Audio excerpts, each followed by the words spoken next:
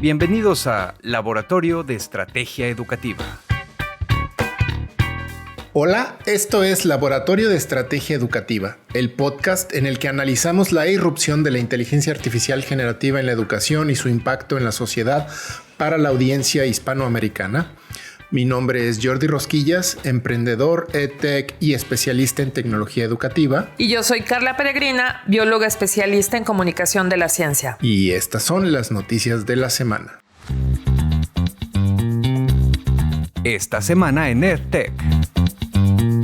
TeachLM, Post-Training LLMs for Education Using Authentic Learning Data, o como se podría traducir en español, post-entrenamiento de LLMs para educación usando datos de aprendizaje auténticos. Estamos hablando de un paper que publicó una startup que se llama Polygens y Stanford, específicamente el laboratorio que se llama EDU, Natural Language Processing Lab, el laboratorio de Stanford en el que se habla acerca del procesamiento del lenguaje natural en educación, que es dirigido por Dorothy Demski. Y esta startup que se llama Polygens, lo que hicieron fue entrenar un modelo de lenguaje, un LLM, de hecho Gemini, hacer un post-entrenamiento, es decir, lo que se llama fine-tuning, con información y datos acerca de tutorías que habían dado previamente en persona.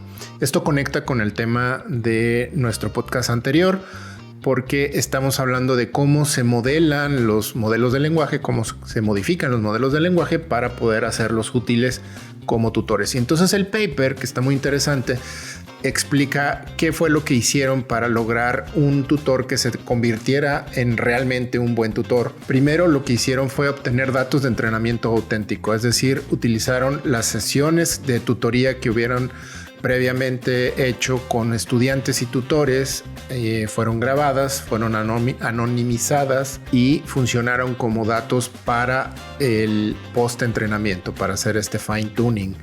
Lo que hicieron fue simular un estudiante auténtico mediante un ajuste que les pudiera generar diálogos sintéticos, es decir, que no es real, pero que está basada en información real, para luego convertirla en data que fue incorporada al modelo. Entonces, ¿qué es lo que hicieron después de incorporarle estas interacciones entre estudiantes y tutores? Se fue puliendo el modelo hasta que permitió que el modelo fuera capaz de duplicar el tiempo que el estudiante conversa, porque una de las cosas que habíamos visto previamente es que los modelos de lenguaje tradicionalmente son muy habladores o muy platicadores. Aquí lo que hicieron fue darle la vuelta y hacer que el modelo de lenguaje hable menos y más bien motive al estudiante a platicar más. Mejoró el estilo de las preguntas, hizo que las preguntas que hacía el tutor de IA fueran mucho mejores que las que hacía previamente sin este entrenamiento.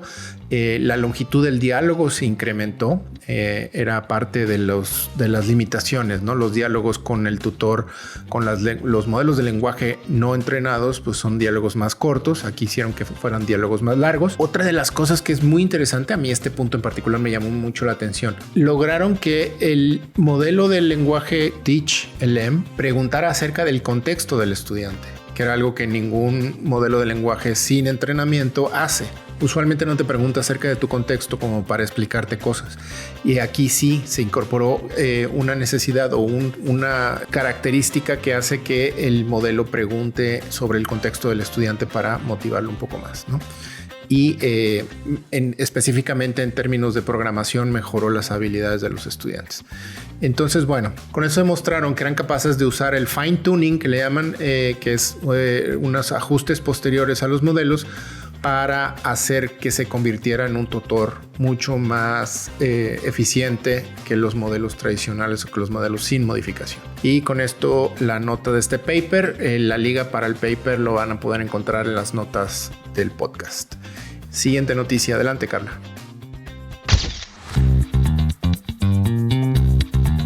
Muy bien, qué interesante, Jordi. Justamente nos remontó al episodio anterior, que si no lo han escuchado, pues vayan, está aquí mismo en todas nuestras plataformas. Y bueno, pues con esta nota bien interesante, porque China vuelve obligatoria la educación en inteligencia artificial. Beijing marca un precedente a nivel global al convertirse en la primera municipalidad china e integrar la IA de manera obligatoria en sus escuelas públicas. Y es que según la información reportada por los medios China Daily y de Macao News, la iniciativa, que incluye a 1,400 planteles de primaria y secundaria, comenzó hace unos días y exige que los estudiantes dediquen al menos 8 horas de clase por semestre a esta tecnología. El objetivo es que cada estudiante entienda e interactúe con confianza con la inteligencia artificial y aprenda desde conciencia básica hasta aplicaciones prácticas y programación. El currículo utiliza herramientas como plataformas de programación por bloques y grandes modelos de lenguaje para ayudar a los estudiantes a generar código a partir de instrucciones en chino, por supuesto.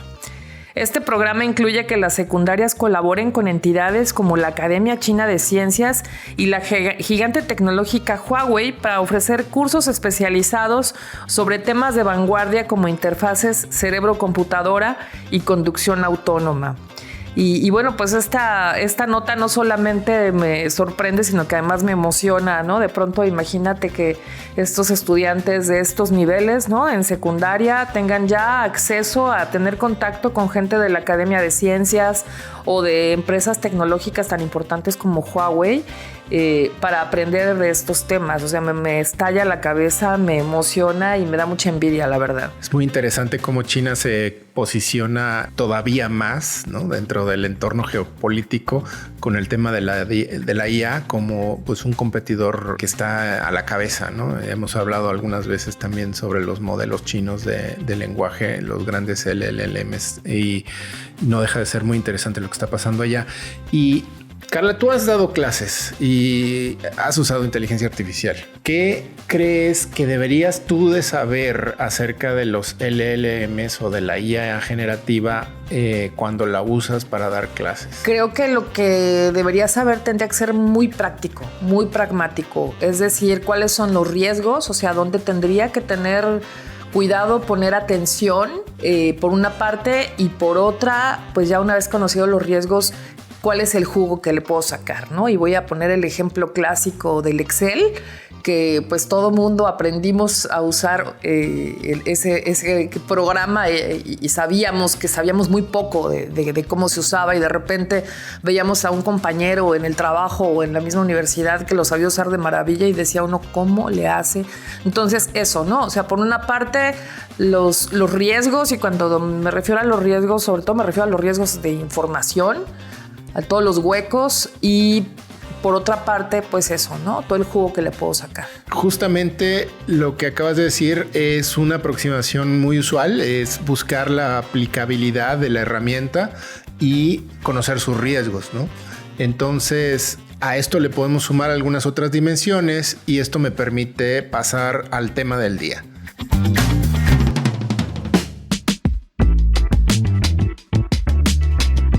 El tema del día: las habilidades necesarias para usar IA en la educación. Pues sí, Jordi, fíjate que me encanta el título del programa de hoy. Yo observo un ecosistema de marcos que se complementan, ¿no? Desde el enfoque humanista del marco de competencia de inteligencia artificial para maestros que tiene la UNESCO, hasta el pragmatismo de Teach AI. Cuéntame, tomando estas consideraciones, ¿por qué este consenso resulta relevante para definir las habilidades que requieren los docentes hoy en día? Pues, a ver, justo para empezar, creo que hablamos de, digamos, como una especie de extremo UNESCO, en el que está un modelo que propuso UNESCO justamente este año, ¿no? Después de un par de años de estar discutiendo acerca de qué es lo que debería de saber un docente. Por otro extremo, digamos, en el otro lado, si lo vemos como en un continuo, están una propuesta que tiene Teach AI. En medio vamos a ver un par de cosas más. Quiero platicar también acerca de lo que va a hacer o lo que está haciendo la Unión Europea y también en Estados Unidos pues esta organización que se llama ISTE, ¿no? El International Society for Technology in Education. Entonces vamos a platicar de estos 4 en particular, ¿no? Entonces, UNESCO sacó un marco de competencias en materia de IA para docentes. Lo estuvo consultando entre el año pasado y este año ya sacó un documento oficial, digamos, que está, también lo vamos a dejar ligado en las notas del show. Lo que hacen ellos es observar este fenómeno como desde una perspectiva más humanista, ¿no? Ellos ensamblan 5 piezas que completan, digamos, el entorno de conocimiento de un docente, ¿no? Empiezan por hablar acerca de lo primero que hay que pensar es entender a la IA desde el humano, ¿no? Dice una forma de pensar centrada en el ser humano. Entonces, cómo la IA puede servir para el desarrollo del ser humano, ¿no? Tener una responsabilidad o cómo vemos a la IA generativa desde una perspectiva de responsabilidad social, de rendición de cuentas y de su capacidad de acción, ¿no? La capacidad de crear y de diseñar cosas. La otra dimensión que le pone UNESCO es la ética en la IA, en la que propone una creación de reglas, ¿no? Dice, nos aseguremos de que estamos usando la IA generativa de manera segura y responsable. También, por supuesto, está la dimensión que tú mencionabas, ¿no? ¿Cuáles son los fundamentos y las aplicaciones? ¿Qué es lo que podemos hacer con ella? Y ahí hablamos desde qué es lo que podemos crear con la IA, qué tipos de aplicaciones existen y utilidades o funcionalidades hay y cuáles son las técnicas básicas que necesitamos dominar para entender la IA, ¿no?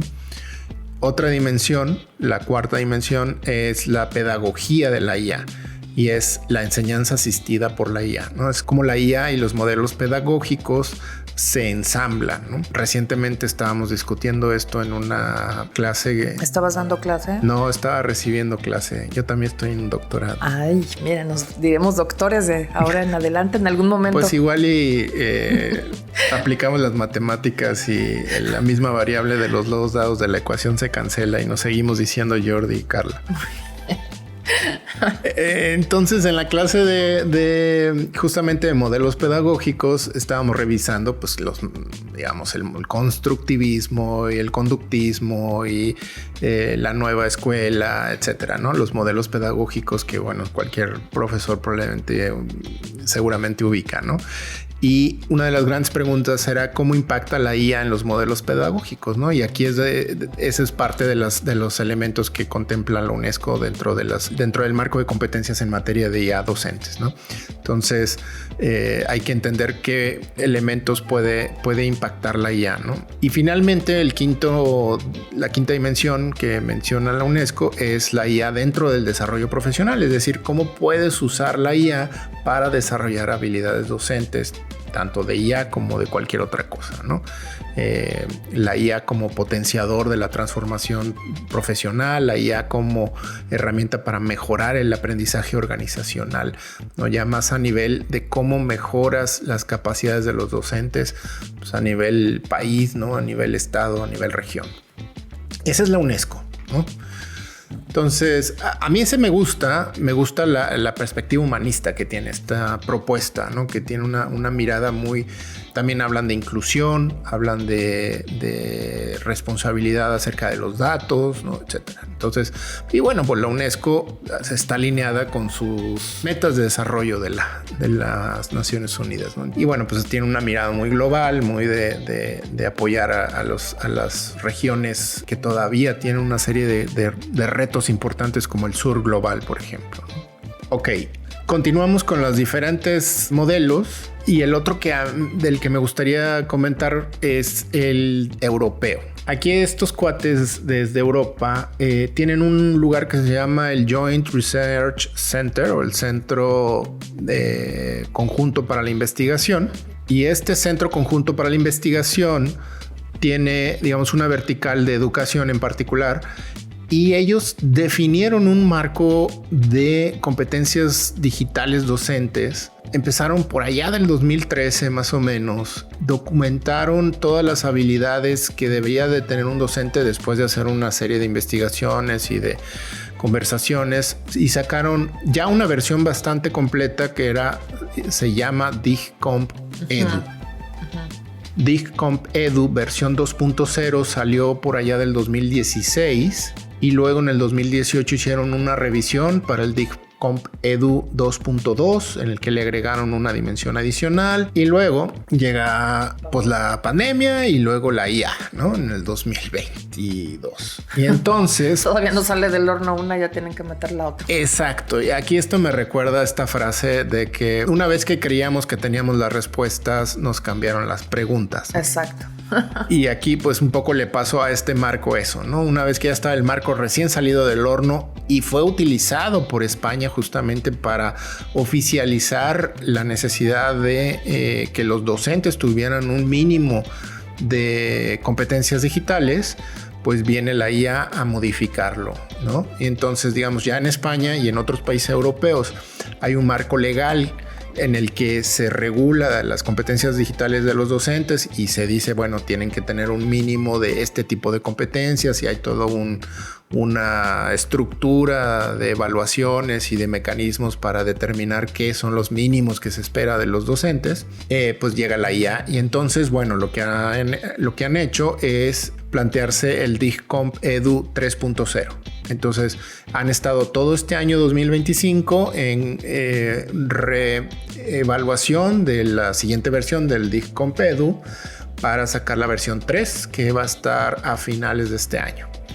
Entonces está muy interesante porque lo que hacen es, bueno, no es que modifiquen mucho el modelo, la verdad es que no le hacen demasiados cambios, pero sí introducen a la IA como parte del discurso, ¿no? Ya este modelo tenía 5 dimensiones también, fíjate que ahí coincide un poco en la cantidad de dimensiones con UNESCO, aunque en este caso no son las mismas, ¿no? Desde el punto de vista de DIGCOMP Edu, que es este marco del que estamos hablando europeo, las 5 dimensiones son lo que le llamamos alfabetización digital, comunicación y colaboración, creación de contenido, uso responsable y seguro y reconocimiento de problemas y soluciones, todo vinculado con la IA, ¿no? Entonces, esta es como la propuesta para integrar la IA. La IA va como en el centro porque toca a todos estos elementos y ayuda a alinear todos los elementos del modelo de forma que la IA los toca de alguna forma, ¿no? Y entonces, bueno, con eso han estado, te digo, en evaluación, y el modelo 3.0 de este modelo pues está por salir del horno, aunque ya hay un documento descargable de tipo borrador con el que ya puedes contar. Ah, buenísimo. Y cruzando el charco y pasándonos de regreso a América, está Estados Unidos, que tiene también su modelo. En Estados Unidos, quienes digamos tocan el pandero en este asunto es la International Society for Technology and Education, llamada ISTE, y en asociación con la ASCD, la Asociación para la Supervisión y el Desarrollo del Currículum, por sus siglas en inglés.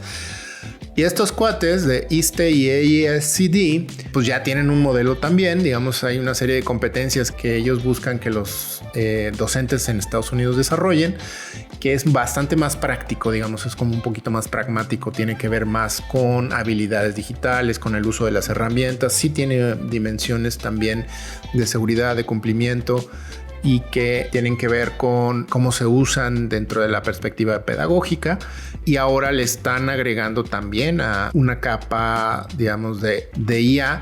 Pero fíjate, en este caso ellos no modifican su modelo, más bien lo que hacen es tener una iniciativa que desarrolla habilidades de los docentes dentro de su marco. Entonces ellos no le hacen realmente una modificación a su marco de competencias, sino más bien le añaden una iniciativa, digamos, de capacitación. Ok, a ver, según como entendí, los europeos la transversalizan un poco. Correcto. Como esa es la perspectiva, transversalizarla ya en su marco común. Y lo que hacen los norteamericanos, los gringos, es la toman como una más, pero no la integran. Estoy entendiendo. No modifican su modelo de competencias, sino más bien hacen una iniciativa que se llama Generación IA o IA Generation, que es una plataforma de capacitación en la que los educadores pueden desarrollar habilidades alrededor de la IA, pero no necesariamente modifican su modelo de habilidades digitales, sino que más bien capacitan acerca de ellas, considerando que estas habilidades están contempladas en su modelo. Okay. Y bueno, y para terminar, también desde Estados Unidos, yo quiero sumar una que a mí me gusta mucho, que aunque no es realmente como un marco de competencias digitales, sí es una iniciativa que busca desarrollar habilidades digitales, habilidades de inteligencia artificial en los docentes, que impulsa una organización que se llama Teach AI, que está comandada por 4 organizaciones. Code.org, que es una organización no gubernamental y sin fines de lucro que busca el desarrollo de habilidades para el código. Fomenta que los estudiantes desde edades muy pequeñas aprendan a programar, a entender el pensamiento computacional, e impulsan, hacen eventos y tienen una plataforma para el aprendizaje de código, ¿no?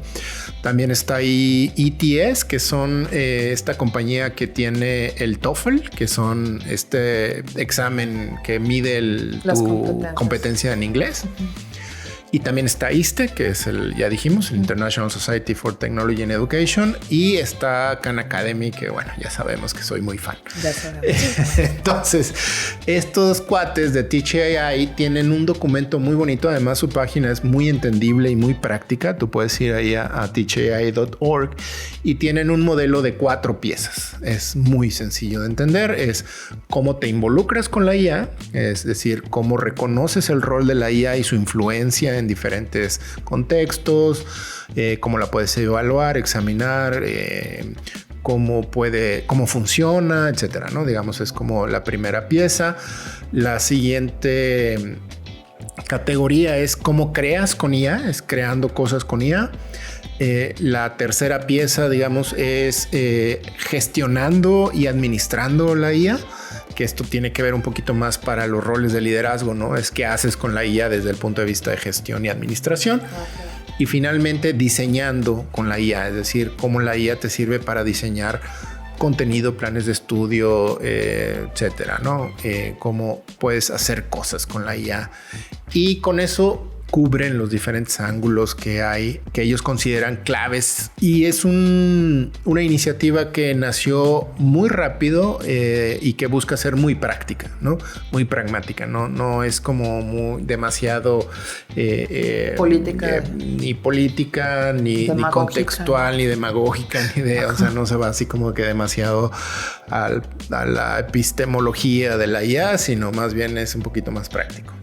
Y yo soy muy pragmático, así que ese tipo de aproximaciones me gustan, pero bueno, siempre hay que tener todos los ángulos, ¿no? Sí. Entonces, bueno, ya digamos, con esto tenemos al menos 4 modelos. Hay más, por supuesto, y si ustedes conocen alguno, los que nos están escuchando, si en su país hay algún modelo que esté proponiendo su país, por favor, háganoslo llegar. Sé, por ejemplo, que Uruguay, que tiene un proyecto muy padre de digitalización en la educación desde hace muchos años, que se llama Ceibal, también tiene una propuesta. Y bueno, se están configurando algunas otras propuestas. Más adelante vamos a hablar sobre algunos casos ya más de países, ¿no? Wow. Oye, pues al final parece que el kit de supervivencia docente va más allá de simplemente aprender a usar una app, ¿no? y pues los expertos insisten en la evaluación crítica y el aprendizaje continuo, ¿no? ¿Cómo puede, Jordi, el profesorado desarrollar competencias que les ayuden a evaluar críticamente los contenidos generados por la IA y evitar sesgos? Un poco volviendo a la pregunta inicial. Creo que lo primero es justamente entender que existen los sesgos y que son parte de los modelos de lenguaje, ¿no? Y que los modelos de lenguaje, que estos LLMs que nos estamos refiriendo constantemente, están construidos con enormes cantidades de datos, de bases de datos y con conjuntos de datos que son rescatados de la información disponible en la internet en el mundo. Y de hecho hay por ahí algunos papers que analizan este fenómeno. Algunos de estos modelos de lenguaje repiten algunas de estas características porque las bases de datos con las que fueron construidos las proveyó la misma empresa. Ajá, la genética se impone. Algo así, digamos que si lo podríamos ver así, el pool genético, digamos, la base de información con la que se construyeron estos modelos, incluye bases de datos de una misma empresa que ofreció estos cúmulos de información, ¿no? Que los fue sumando e incluyendo. Entonces, pues al final estos cúmulos de información que podrías pensar, imagínate todos los comentarios de Twitter de los últimos 5 años, ¿no? Sumados, más todo lo que hay en Reddit, más todo lo que puedes sacar de Wikipedia, más todo lo que hay de libros que todos los años salen al libres de copyright. Ajá. Más todos los libros que hay disponibles sin costo, más todos los libros que hay disponibles con costo, pero que de todos modos están disponibles, ¿no? Si sumas todo y lo sistematizas y lo metes en una base de datos y lo usas para modelar un gran modelo de lenguaje, pues terminas pues con esta... con un espejo. ¿no? Pues exacto, con un espejo, con algo que pues te puede provocar que traiga sesgos. Sí, esto me recuerda a este fenómeno que pues nos sorprendió cuando lo observamos por primera vez, cuando poníamos alguna búsqueda, queríamos hacer alguna búsqueda en Google y se adelantaba, ¿no? ¿Cómo se llama? El predictor. El predictor, el buscador que te va... El predictivo. Uh-huh. Y bueno, pues muchas personas se escandalizaron de cómo es posible, ¿no? Primero ya no sabían a quién echarle la culpa y pues es que no hay a quién echar la culpa, es que es la sociedad, o sea, es que es un espejo en el que te estás viendo, ¿no? O sea, luego ya lo customizaron y bueno, pero la realidad es que lo que hicieron fue arreglar el espejo para que no nos viéramos tan feos, ¿no? O sea, fue modificar el espejo. La realidad es que era un poco como la cosmovisión, ¿no? Humana, contemporánea, o sea, un poco creo que iba por ahí la cosa. No sé si sea semejante. Sí, y gran parte del trabajo que hacen las compañías detrás de estos modelos es ajustarlos para que ese reflejo, es decir, estos sesgos, se moderen y se reduzcan y eventualmente pues saques lo mejor del modelo, lo mejor posible, ¿no? Porque pues necesitas crear un modelo que sea muy útil para todo el mundo, ¿no? No hay que olvidar que estos modelos están disponibles en todo el mundo y en más de 80 lenguajes, ¿no? Idiomas. Entonces, imagínate el reto que es tratar de que sean útiles para todos, ¿no? Y que reducir los sesgos y además a esto sumarle justamente de lo que estamos hablando, ¿no?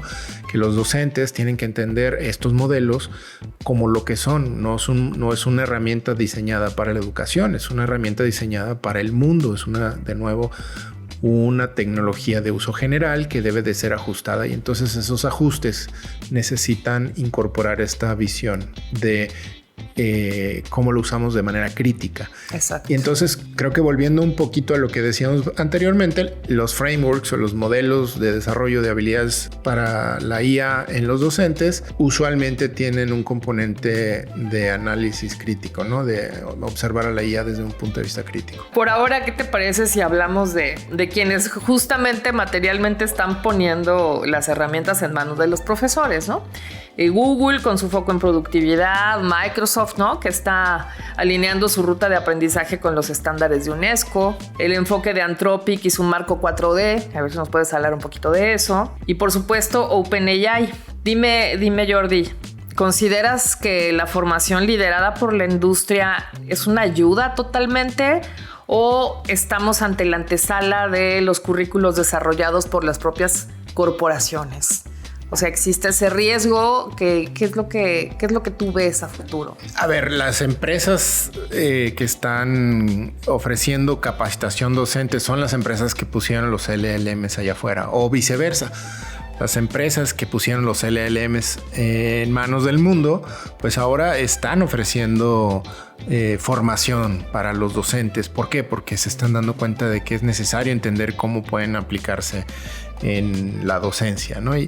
¿Y qué es lo que pasa? Bueno, pues están, para empezar, cumpliendo un mandato interno que es muy obvio, ¿no? O sea, si pones un producto tecnológico allá afuera disponible, necesitas formar a la gente para que lo use correctamente, ¿no? Como tú dabas el ejemplo del Excel, ¿no?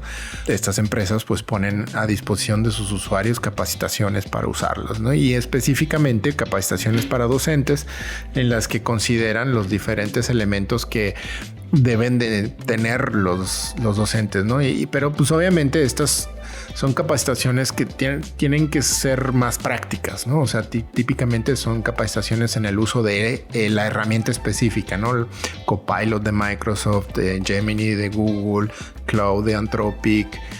Obviamente utilizan sus herramientas a la hora de capacitar, pero también lo que está interesante es que ya no solo son las capacitaciones directamente sobre la herramienta, sino que también están incorporando algunas tendencias o algunos modelos pedagógicos, ¿no? Como tú dijiste, bueno, Microsoft explícitamente habla acerca de cómo recupera el marco de la UNESCO para sus capacitaciones. Google también habla acerca de cómo incorpora en su capacitación pues elementos clave que, aunque no quizás están explícitamente vinculados con un marco en particular, sí es fácil identificar que tienen que ver pues con estos elementos de los que hemos estado hablando, ¿no? De hecho, si tú vas al curso de Google para docentes, lo primero que ves es la sección que habla acerca del uso ético y seguro de la IA, ¿no? O sea, empiezan por ahí, no empiezan por cómo se usa Gemini, empiezan acerca del uso seguro y ético, ¿no? Y en general creo que están siendo muy, muy insistentes todos, ¿no? OpenAI, que ahorita no lo mencioné, pero también tiene un curso y hablan del uso ético y seguro, ¿no? Vienen también a suplir pues un espacio que muchas veces los gobiernos que no reaccionan lo suficientemente rápido pues dejan disponible, ¿no? O sea, si un gobierno no tiene un plan de formación ni una perspectiva acerca de la IA, pero la IA ya está presente y está siendo usada en su país, y lo que hay es una capacitación pues por parte del fabricante, ¿no? Digamos de Microsoft, de Microsoft, de Google, de OpenAI o de Anthropic, pues los docentes lo van a tomar, ¿no? Mientras no haya otra cosa.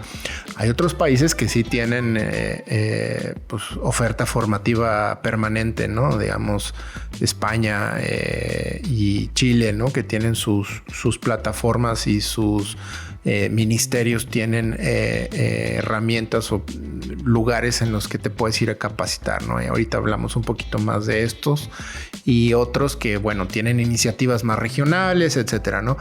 Entonces lo que termina pasando muchas veces es que estas capacitaciones pues son los que se utilizan porque están disponibles.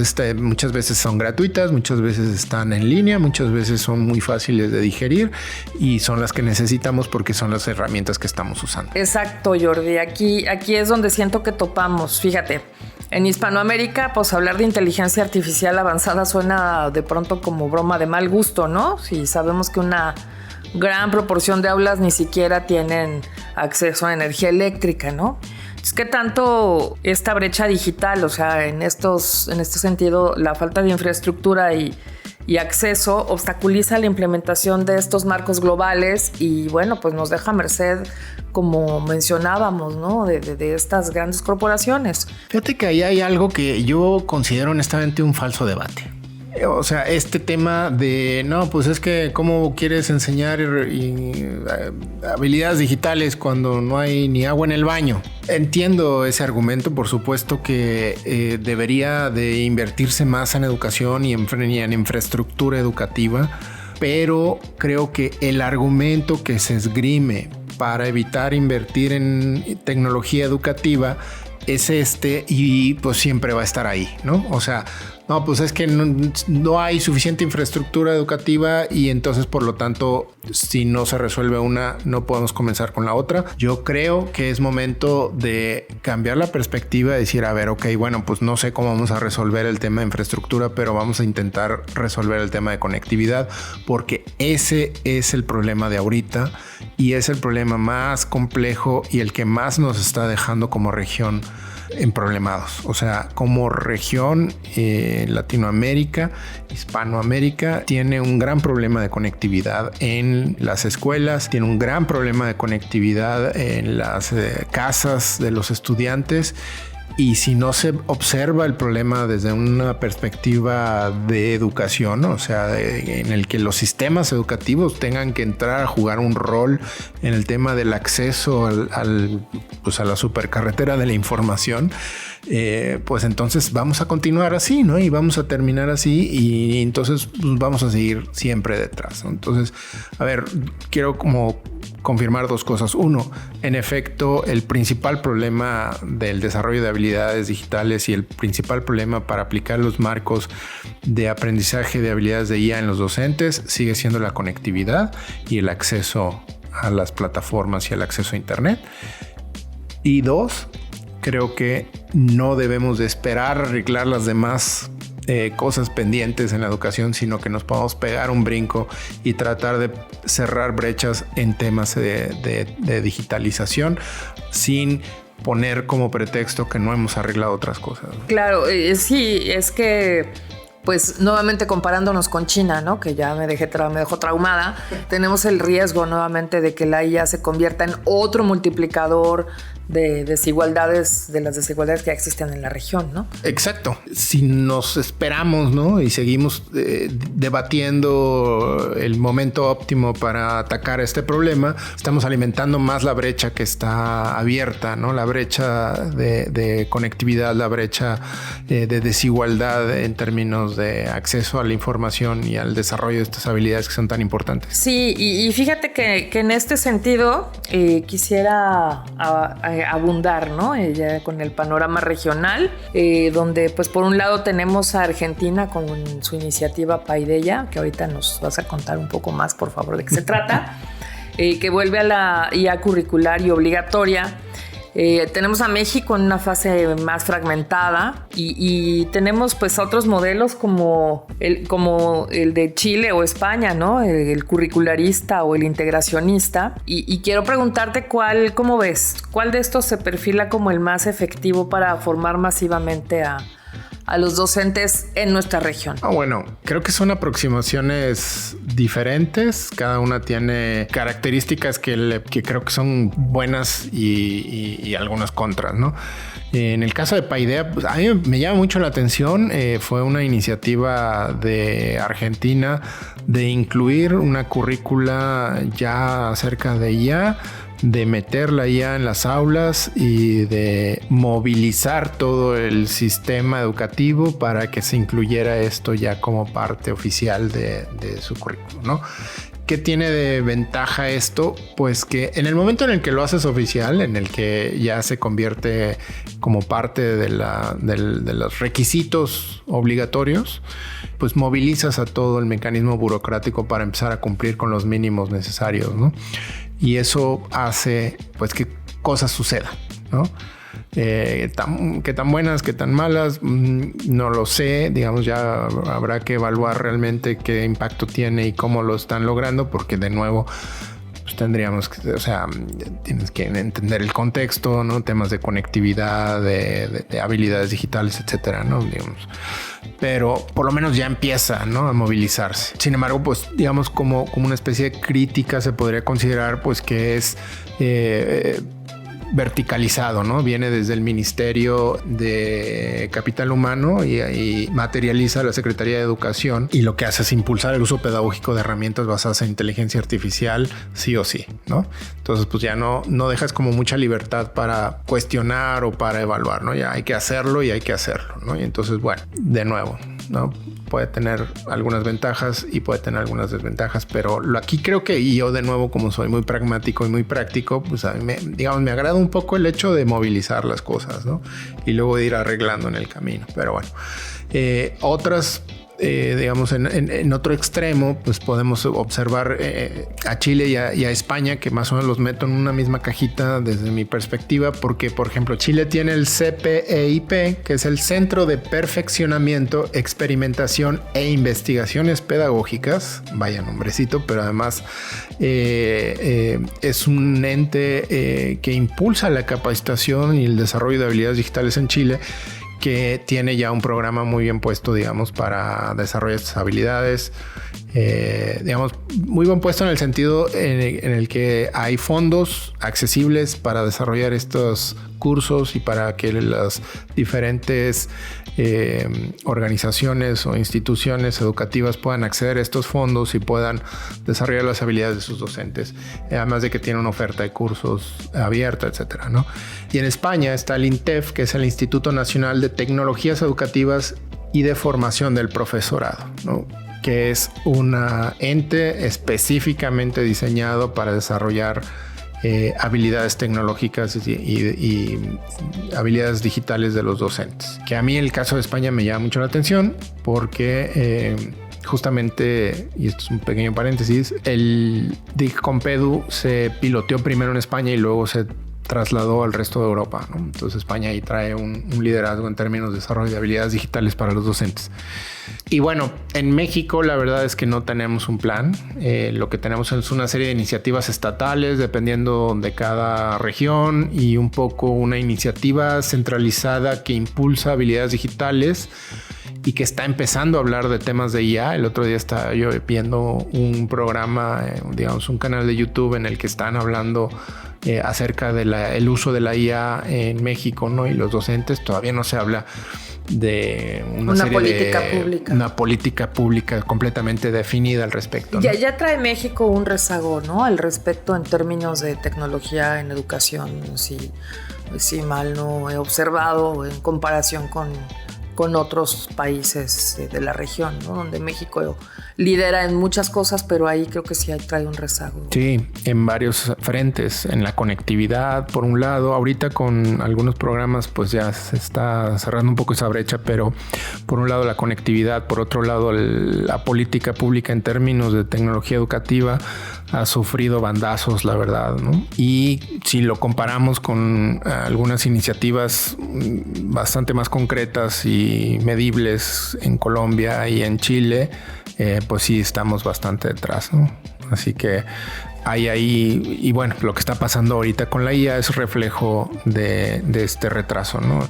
Creo que México sufre de una serie de problemas en términos educativos que pasan por asuntos políticos y sindicales, ¿no? Y de discusión acerca de ideológicos también, ¿no? Entonces, bueno, eso hace que estos temas que son como muy emergentes, pues estén como en la cola de cosas que hay que tratar de resolver, pero pues como de esos 3 lugares más atrás de las cosas que están como más a la mano. Otros países que se enfrentan con una serie de retos, pues han puesto este elemento en el centro de la discusión y pues no se han tardado tanto en armar algo al menos, ¿no? Como tener un plan más claro. Nos deja todo esto con un panorama que pues ciertamente es complejo, que creo que tendremos que revisitar en el futuro, ¿no? Aunque sí tiene que ver con temas epistemológicos, simplemente revisar cada una de estos marcos, pues ya tiene toda una perspectiva, toda una focalización filosófica que responde pues a cada una de las organizaciones o países o grupos que las han formalizado, ¿no? Entonces creo que pues es una observación, un paseo muy rico que a mí me deja mucha tarea como en qué pensar. No sé cómo quieras concluir. Sí, pues bueno, digamos, redondeando un poquito el capítulo, este episodio, por un lado, pues están los marcos, ¿no? De desarrollo de habilidades en IA para los docentes.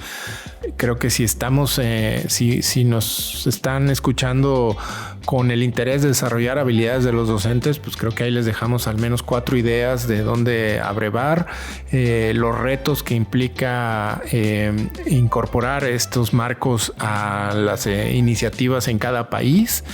Y finalmente, pues están las empresas que ofrecen sus cursos, ¿no? Y que ofrecen sus herramientas de capacitación docente que creo que están bastante mejor diseñadas que en otras épocas, ¿no? En las que eran muy operacionales, muy técnicas, muy de cómo se usa la herramienta nada más. Creo que ahorita la oferta que hay de cursos por parte de las compañías incorpora un poquito más perspectivas pedagógicas y creo que es bueno, ¿no? Yo soy muy optimista a veces allá para compensar.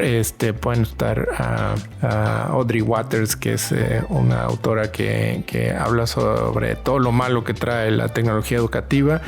Yo ya no la leo porque siento que no propone, critica, y está muy bien porque señala cosas que realmente hay que arreglar y que están muy mal a veces, pero luego no dice cómo, ¿no? Nada más dice que ella se autodenomina la Cassandra del EdTech, que es la que Cassandra era este personaje que le habían dado el don de ver el futuro y veía las catástrofes, pero al mismo tiempo el don venía junto con el tema de que nadie lo creía, ¿no? Entonces, bueno, así cierro y bueno, pues esperando que les haya gustado este episodio. Les pido que nos comenten en redes sociales, que nos digan qué temas quieren que hablemos, sobre qué discutir y qué dejamos fuera. Seguramente estamos dejando fuera un montón de cosas, así que háganoslo saber y nos vemos en el siguiente episodio. Nos vemos para la siguiente semana. Nos escuchamos por aquí. Gracias, Carla. Gracias, Jordi. Bye.